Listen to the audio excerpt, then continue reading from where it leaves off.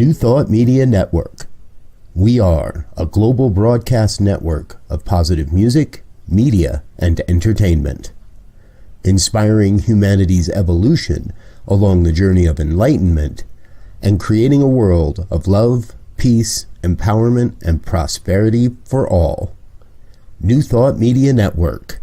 Positively inspiring.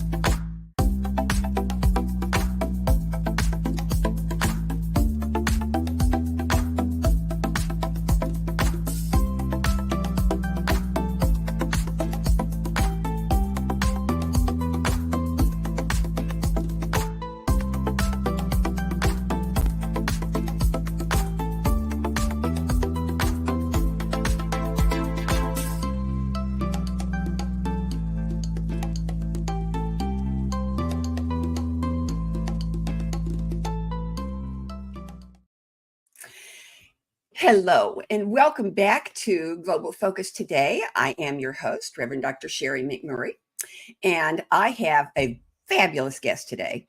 I'm telling you, you know how a few months ago I started doing the 3 things nobody knows about you instead of a biography for introduction? Well, I'm still giggling about hers. Our guest is Reverend Verona Garland. And her 3 things are, she made her student expense money as a college student by being a go-go dancer. Now, first of all, how many of us remember go-go dancers? I do. I can just see her in those tall white boots. Second, she walked the Great Wall of China. This one gives me God bumps. She walked the Great Wall of China and chanted with monks at sunrise.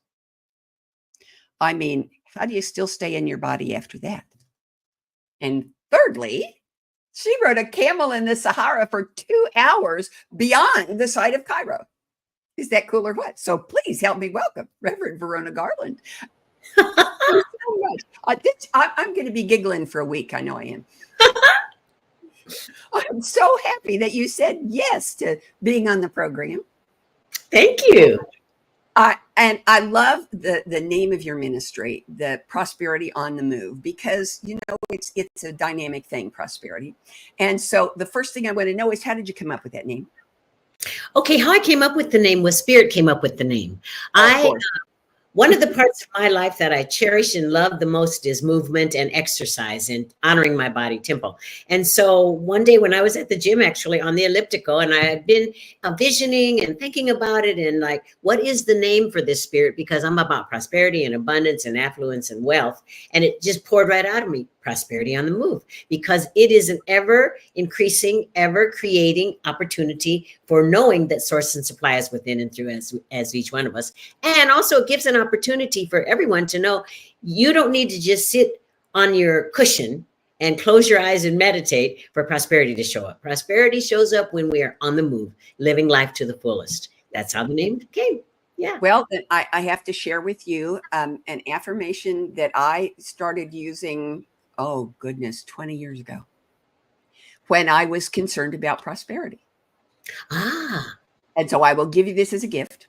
Thank you, dear. Okay. The love and life of God flows to me and through me in a torrent, an absolute whitewater cataract of love that lifts me up and moves me forward, that supports me and brings me joy. Yes. Yes. Mm-hmm. That is the first thing I thought of when I saw the name of your ministry. Oh, yes. Mm-hmm. Yeah. So, and you also used a word I love, which is affluence. Mm-hmm. Because, you know, English is the single most ambiguous language in the world. And affluence people think of as meaning wealth and abundance of things. But affluence means flow. Yes, exactly. It means flow. Yes, exactly. So I'm delighted that you're using that. So I want to know, let's just start with the basics. How do you define abundance? How do you define prosperity? I define abundance and prosperity as an opening to that which is already within us. I define it as the recognition of and the remembrance of all of the possibilities within and as each one of us. And I also define it, mostly I define it as circulation, circulating that which is entrusted to me so that I can circulate it back so it can come back to me, as it says in the scriptures, heaped up, pressed down and running over. And also abundance and prosperity, just what you referred to, is not, the majority of it is not about cash. It's about all the other facets and possibilities and areas of our lives where we get an opportunity to know, oh yes, I am truly abundantly blessed in myriad ways. That's how I do it. Yes. Okay, so do you have a program that teaches people how to shift their consciousness about abundance? Oh, absolutely. How do you do that? Tell us about it. How I do that is in several ways. I got a couple of more questions that I'm curious about. So one of the ways is I have the Abundance Adventure Play Shop, because I am about the playfulness of spirit. As we know that there is no duality in God. So sometimes I myself have a tendency to get very serious about my enrichment, my enlightenment, my embracing the divine. And then I get reminded, but wait a minute, there's a reason there are giggles and guffaws and silliness and glee. And that is the playfulness of it all. So for me, I have an Abundance Adventure Play Shop, which is a 21-day consecutive class of abundance and prosperity quotes, activities, affirmations, and thoughts that when one commits to it, they commit to their own abundance, their own prosperity, and making a commitment to themselves that it is 21 consecutive days. Now, sometimes I get an opportunity to do this Abundance Adventure Play Shop live at differing spiritual centers or just out in the world. However, these days I'm working on getting the Abundance Adventure Play Shop virtual, which is, it will be by probably the end of this month on my website. And a person can avail themselves of it, not at their own pace, but without being with me live. The most important part is it is a commitment to beginning at day 1, ending on day 21, because as we know, it's been said that we can change any habit in 21 days. Absolutely. And this is an opportunity to embrace, embody, and be the abundance that we are. And there's a lot of things in the what I call the AAP, the Abundance Adventure Play Shop, that help us to know, maybe this is a belief that's time for me to release. Maybe this is an opinion that it's time for me to surrender. Perhaps my perspective is ready to shift now to the highest and greatest for myself and for the planet. Because if I prosper, the world prospers. Well, and you have a motto I really like too. It says, it's at the bottom, it's a quote from Florence Scovel Shinn, whom I absolutely love. And it says, plenty precedes all need. Yes. And I've always said, God knows before I do. Yes. God knows before I do. So plenty precedes all seed. And I really like that. But let's see, which of these questions I'm going to ask you the stickiest one first. Okay. What do you say to people who say I'm up to my eyes in debt? Oh, what I say to them first is, you are loved by the divine. There is no debt in divine mind. And so all things square themselves away under grace. And that is another Florence Scovel Shinn affirmation. But yes, this is the first thing I let them know. And then I let them know that it has been poured through me by Spirit, a way to fly out of debt. Now, a great part of my life, I worked in the airline industry. And so I flew all around the world, and I'm very, very blessed to have seen so many places in the world and to make flying a part of my everyday life, as well as the flying was an expression of the energetic that I am too. I am very high energy. So a program came through to me about flying out of debt. And there's a very, very simple and easy, truly easy way to fly out of debt, because the flying out of debt is about taking the spiritual qualities that you are and deepening those qualities and adding to it financial and abundance goals. And so that becomes the purpose of flying out of debt. That becomes your own bespoke, customized purpose of flying out of debt. So once you have the purpose, then we get to move on to the 4 areas that we focus on for flying out of debt. Very easy 4 areas. First one is vision and focus. What is it? In the vision and focus, what is your spending alignment? What are your spending values? Things like that. What is it truly, where you get to drill down and to know what are these things? Also knowing how, not how, but in what way I am following this through. So part of this vision and focus, you get to write it down. You get to write it down so that you can take a look at it and see where you are. However, in the writing down and seeing where you are, this is all encased in a container of love.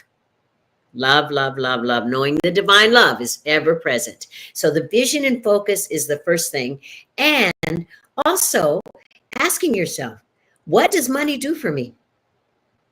And being real clear about the energetic of the exchange. The vibration of the exchange. Where am I in that vibration of exchange? Am I exchanging it with doubt? Am I exchanging it with resentment? Am I exchanging it with not enoughness? What is the energetic? What is the vibration that I have chosen to be in my exchange?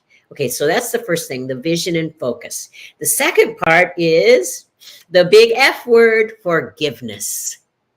Because forgiveness is a superpower unto itself. It truly is. When I step into forgiveness, when I embrace forgiveness, then that superpower activates the law. It activates that is possible. And we know everything is possible in spirit. So the forgiveness part is, the first part I go into is that, what is the resentment meter in your heart? In your heart of hearts, when you go into your heart, what is that resentment meter? Is it low? Is it high? Is it in between? Does it waver back and forth? What is it? Because the fact that we are these beautiful, spectacular spiritual beings having a human experience means that we learn lessons, that we step off the edge into our own learnings. And sometimes that may bring resentment. However, resentment is not ours to put a flag there. It's not ours to make ourselves stuck there. It's not ours to get rooted in resentment. However, just be aware, what is the resentment meter in my heart? What's going on in my heart? And just like one of my wonderful sheroes says, Edwene Gaines, is there a safe place? Yes, Edwene. Is there a safe place in my heart for everyone? So what is the resentment meter that I have in my heart? Then after I'm aware of that, I get an opportunity to learn how to cut the cord. And the way to cut the cord is to allow yourself to cut it. Allow yourself to say that has come before this no longer exists. There is only this present moment, and I cut the cord of any resentment, any anger, any hanging on to things. I get to cut that cord, and I like to suggest that we visualize it as a golden cord, and we have golden shears or scissors of the divine, and cut the cord. Just allow ourselves to cut the cord and know that now this possibly unforgiveness or resentment or anger no longer influences my life. It no longer has anything to do with me because I have taken dominion over my life and I have cut the cord. Okay, and the other thing is that, as I said before, we hold it all in love. We absolutely hold it all in love. And I like to suggest an exercise that is an Edwene Gaines exercise. It's when Jesus was asked, how many times must I forgive? And he, of course, said 70 times 7, which means in infinity. Okay, so an exercise of forgiving yourself. It's not this forgiveness part. It's not so much about forgiving others. It's about starting at the basic, forgiving myself. So for 30 days, every morning, every evening, or however you'd like to break it up, 35 times in one sitting, 35 times in the next sitting, write down, I put your name in, forgive myself completely. So for me, I, Verona, forgive myself completely. And allow the forgiveness to just sink into all the fiber of your being, into every cell, every atom, every part of you that you may not even know has been holding unforgiveness. You may not even be aware is filled to overflowing with that unlike forgiveness. So that's the second step in flying out of debt. And to allow yourself, as you do this, to be gentle with yourself, to treat yourself like you would treat a 2-year-old or a 1-year-old or an infant, a brand new baby. Be gentle with yourself. So the third step in flying out of debt is gratitude, gratitude, gratitude, gratitude. Yay. Yes. And that means an attitude shift, because the attitude of gratitude is extremely powerful. It's profound. It's magnificent. It is more powerful than anything that we can make here on the planet. However, if we give ourselves an opportunity to have the clarity of knowing that I get to be grateful for everything. I get to be grateful for those things that come into my life that appear to be wrapped in the highest grade sandpaper. That appear to be the things that, oh no, Spirit, I didn't want this. Why is this here? And this is something that relates directly to debt, because sometimes when we get encumbered by debt, then some of the thoughts that show up is, but I didn't want this to happen. I didn't mean for this to happen. I don't care for this to be a part of who and what I am. However, be grateful. Be grateful for possibly the debt. Be grateful for because what debt is someone has faith in you. They've entrusted you with an opportunity to return the monies that they've already circulated with you for some goods. So it's being grateful that, okay, I have the opportunity, I have the possibility, and the timeliness and the timelessness of the divine is at work here, is at hand here, first and foremost. So be gratitude and bless every debt. Bless and we know this has been known for years and years and years. As I repay my debts, bless them, give thanks for them. In the old days when we used to write checks, in the note on the check, maybe write in the note on the check, I am so grateful. Yeah. Or sending love and blessings, sending love and compassion. Now that we do it electronically, there are other ways that you can write a note, if electronically is what you do. Mm-hmm. However, blessing it all as it goes along, blessing it all. And knowing that if I have debt and I am stuck in blame and shame, which is sometimes happens, if I am stuck in blame and shame, that is a past activity. And allowing myself to know that is about the past. And now I get to propel myself in this moment, I get to propel myself into the now. And I want to add a little sub note here for the understanding of how flying out of debt became something that I'm facilitating and teaching and bringing forth. At one point in my life, I was $40,000 in debt to a retail store, whom I will not name. And I had no idea what it was I spent when I got there. Had no idea. I had a wonderful full-time career. I absolutely had a wonderful family and a marriage, and my family of origin was around me, and I found myself in that shame and blame.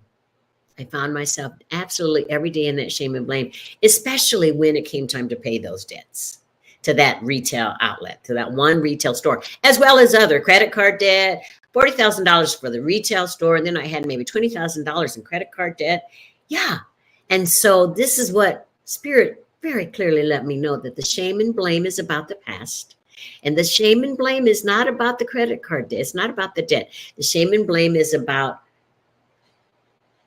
disbelief in myself, not knowing that I am an emanation of the Most High. So there is no wrong in me. There is no way I could do something wrong. However, allowing that to sink in, allowing that to permeate my very being, and to carry on in the way that was highest and best for me. And then that leads into self-love. It leads directly right into self-love. And for this flying out of debt activity, I suggest that people write down, what qualities do you admire about you? Yeah, what qualities do you admire about you? Deepening into yourself, as well as in flying out of debt, and what values are important to you? Is it important to you to have the value of what one might say is financial freedom and financial conscientiousness? Is that one of your values? It may or may not be. And if it is one of your values, once you let the universe know, yes, from writing this list out, we all know that when we put it on paper or put it in our computer, once we write it out, the law says, universal law says, okay, I can make this happen. I can bring this to this beloved individual. So writing it out, making yourself know what qualities of yourself do you admire? And also, this is one of these that I really love. I learned in my life coaching certification classes. Have a friend or a lover or a relative write a description of you with 3 words. And then allow yourself to hold that to your heart.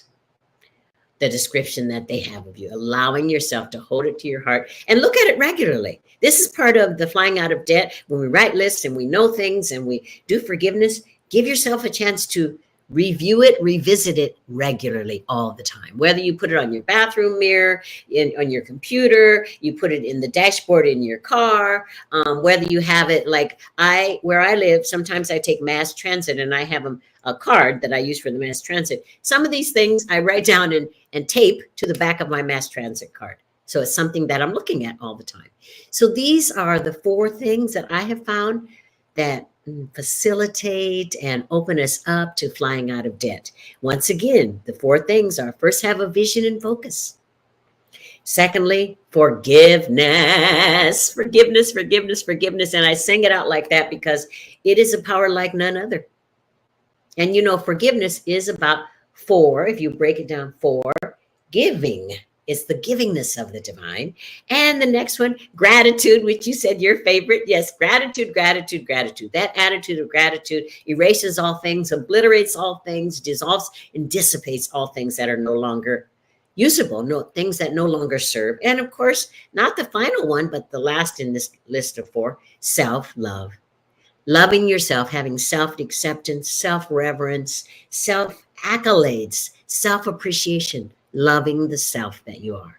And those 4 things working together, rolled up all together, are a wonderful recipe for flying out of debt. Well, that's marvelous. I love it. And I'm going to ask you how to phrase this.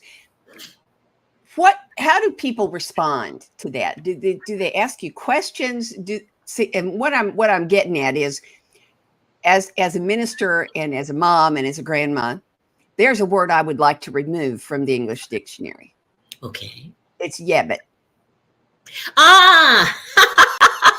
And I'm wondering how you deal with the yabbits that come along, because I can see yabbits just dancing all over that, flying out of debt. Right. And the way I handle the yabbits is I tell them my own personal story. The way I handle the yabbits, I let them know, listen, I forgot what the decade I was in, I won't say, but I was in a decade in my life that I thought I had made it. I was at the top of my career. I had this wonderful, loving family. I had spectacular children. I was going on vacations with my family. My family of origin and I were getting along famously.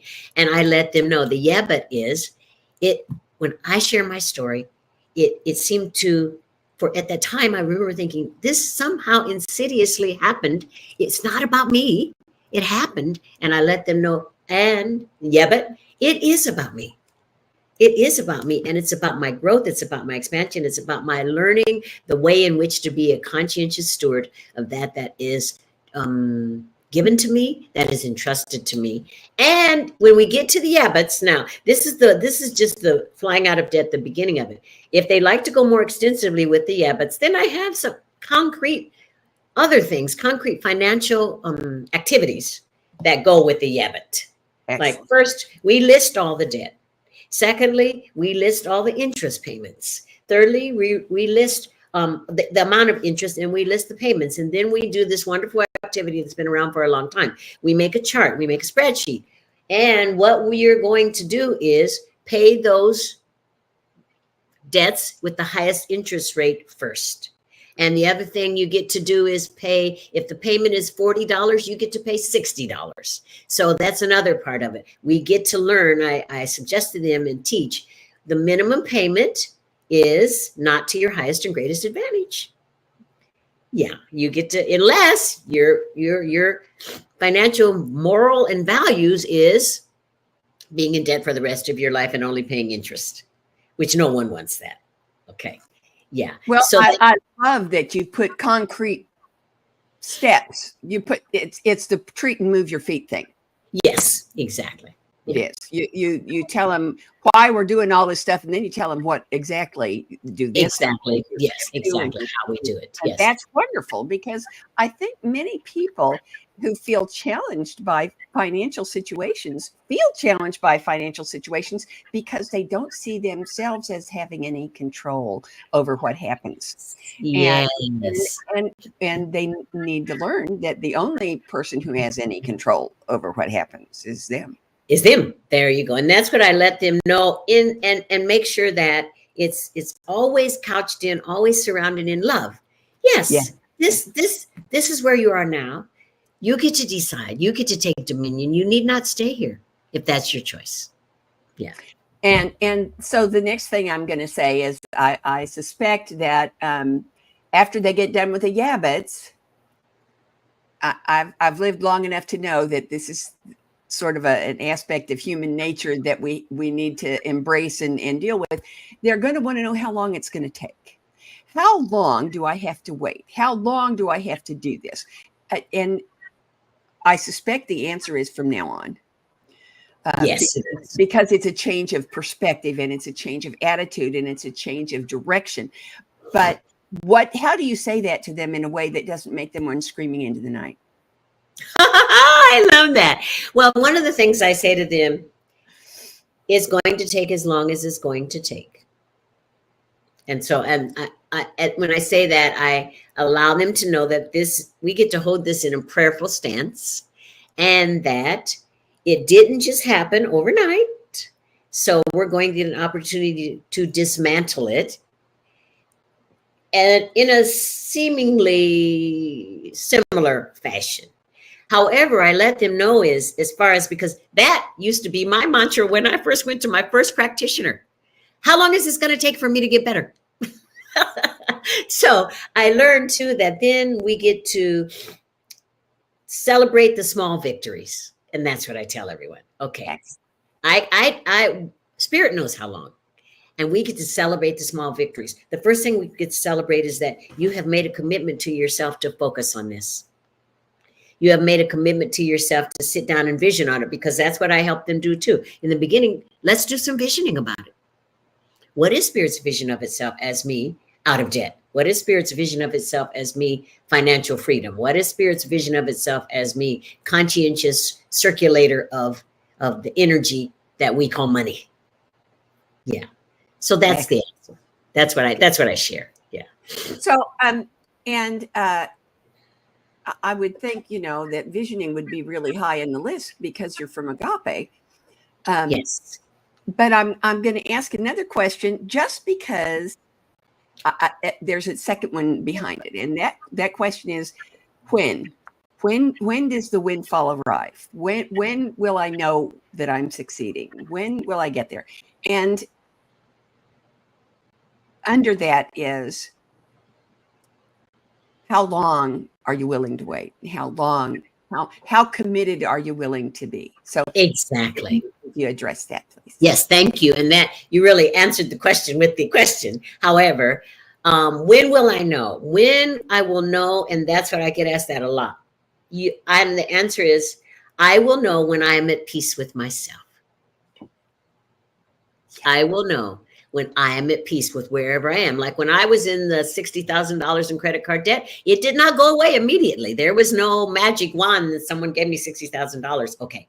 Because one of the things that I know is that sometimes being in debt is a continuing, it goes on and on and on. Like you get out, you get in, you get out, you get in, until you absolutely dig down to the depth of what is it that brought me here?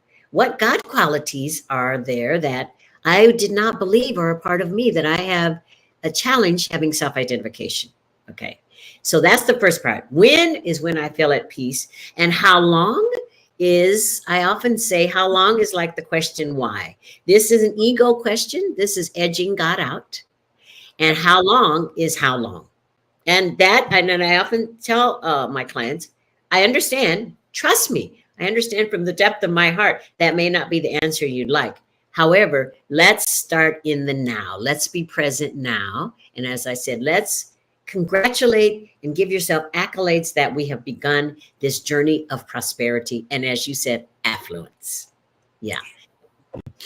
Okay. Well, that is my mind is buzzing. But I do have 5 questions that I ask all my guests, even the ones like you who are returning, because you're not the same person who answered these questions last time. Not at all. Ask them again. And the first one is there anything that you want our viewers to see, hear, know, feel that I haven't asked you about? Yes, there is. And what I want them to see, hear, know, feel is that prosperity wants to magnetize itself as you. Abundance and affluence is already in your DNA. You already came pre-programmed for wealth and opulence and affluence. And so that's what I want everyone to know, no matter where you are on the continuum of what you might call your financial life, there is nothing but financial freedom. The freedom to be the truth of abundance that you always have been, always are, and always will be. Oh, you used my favorite Edwin Gaines word. You know what it is too, don't you? It's opulence. Yes, exactly. Mine too. Yes. She was the absolute definition of opulence. Yes. Okay, here's the next question. How does what you do with Prosperity on the Move and how you do it and how you be who you are, because that's how you do what you do, how does all of that contribute to, support, encourage, pick your own verb, conscious evolution? Oh, I love this, Reverend Sharri. How it supports, be whatever verb we'd like, activates conscious evolution is as I teach these principles and practices, as I live these principles and practices, it brings forth for the entire planet in ways that I may not ever see. It brings forth for the entire planet the givingness, the generosity, the infinite possibilities that we all are.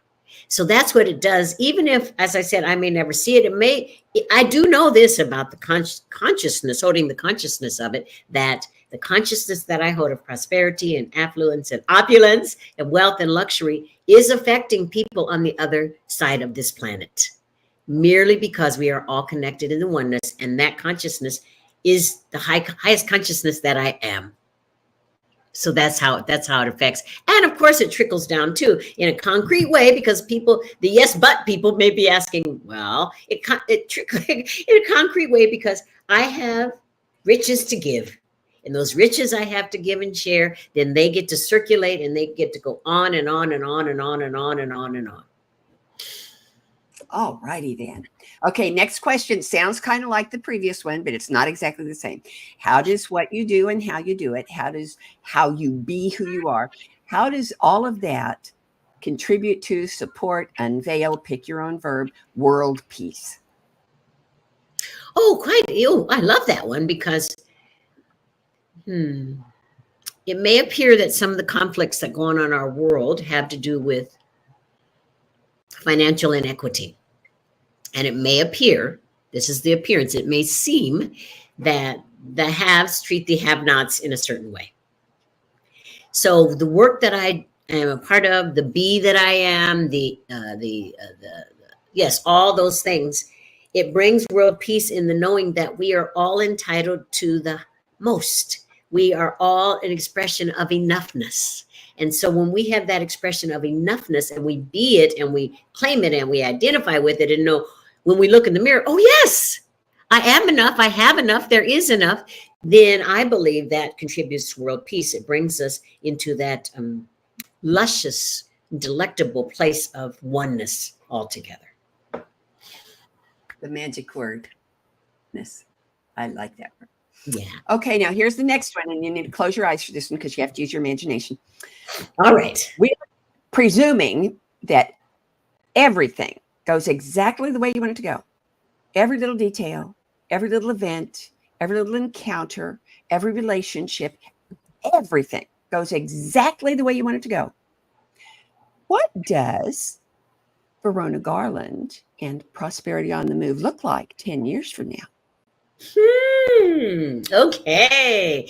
First, Verona, Garland, and Prosperity on the Move is a beacon of joy and glee and zeal and verve and love and playfulness, first and foremost. And what does Verona, Garland, and Prosperity on the Move look like 10 years from now, in a decade? It looks like the epitome of affluence, of prosperity, of generosity, of philanthropy, of peace, love, and compassion. That's what it looks like. And it is a thriving empire of all those God qualities and so much more. Oh, as Sally Field said in When Harry Met Sally, I'll have what she said. Okay, here's the last question. All right. Will you come back? Absolutely. Absolutely. Yes. Okay. Now, the first opening I have is on September 30th of 2025. Can I plug you in? Absolutely. I can come because I will be a day after that on my way to the Taj Mahal to celebrate my birthday, a milestone birthday, and I'm leaving on the 1st of October, 2025. So perfect. Wonderful. That's perfect. That's perfect. Thank you. Thank you. Thank you. Thank you. And our guest next week, you're not going to want to miss. Reverend Dr. Jeannie Kataoka is one of my amazing colleagues. She is an animal ministry person, but she is also the chair of humane studies at Emerson Theological Institute. Talk about juggling a chainsaw, a bowling ball, and a raw egg. So she's got lots to say that you haven't heard before. So you want to be sure you don't miss it. Have a great week.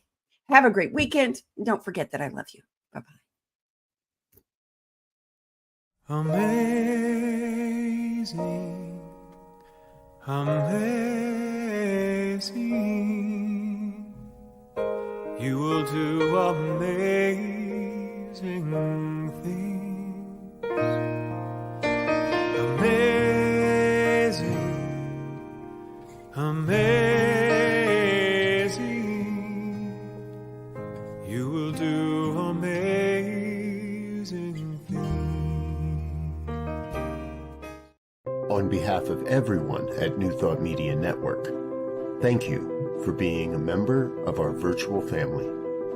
Your financial contributions help share the New Thought message with people from around the world. Please visit and contribute at www.ntmedia.org/donate. New Thought Media Network, come be you. And please like, share, and subscribe.